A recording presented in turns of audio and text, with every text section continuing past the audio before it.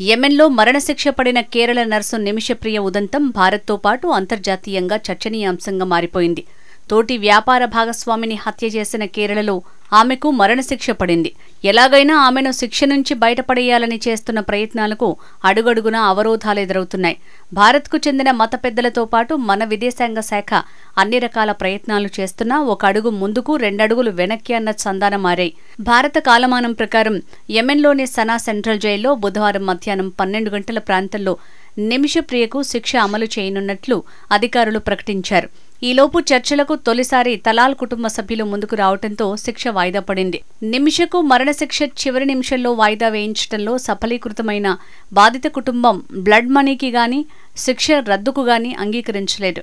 దీంతో చర్చల్లో సానుకూల పురోగతి కనిపించడం లేదని సమాచారం. కేరళకు చెందిన నర్సు నిమిషప్రియ 2008లో కుటుంబ ఆర్థిక అవసరాల కోసం యెమెన్ వెళ్లింది. 2011లో భారత్కు తిరిగి వచ్చి వివాహం చేసుకుంది. వీరికి ఓ పాప పుట్టింది. ఆ తర్వాత నిమిషప్రియ మరోసారి యెమెన్ వెళ్లింది.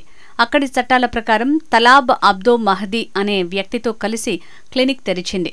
అయితే వారిద్దరి మధ్య విభేదాలొచ్చాయి. తలాబ్ తనను వేధించాడంటూ నిమిష 2016లో పోలీసులను ఆశ్రయించింది. అయినా ప్రయోజనం లేకపోవడంతో తలాబ్ వద్ద చిక్కుకున్న తన పాస్పోర్టుని దొంగిలించేందుకు అతడికి మత్తుమందిచ్చింది.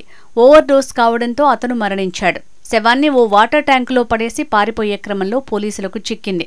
అయితే తన వ్యాపార భాగస్వామి తలాల్ అబ్దో మహదీని హత్య చేసిన నేరంలో నిమిషప్రియకు 2017లో మరణశిక్ష పడింది. 2020లో ట్రయల్ కోర్టు, 2023లో సుప్రీం జ్యుడిషియల్ కౌన్సిల్ శిక్షను ఖరారు చేసింది. తాను తలాబ్ చేతిలో తీవ్ర చిత్రహింసలకు గురయ్యానని, తన పాస్పోర్టును తిరిగి పొందేందుకు అతనికి మత్తుమందు ఇచ్చానని నిమిష చెప్తోంది. అయితే యెమెన్ చట్టాల కారణంగా ఆమె మరణశిక్షను తప్పించుకునే అవకాశం లేకుండా పోయింది.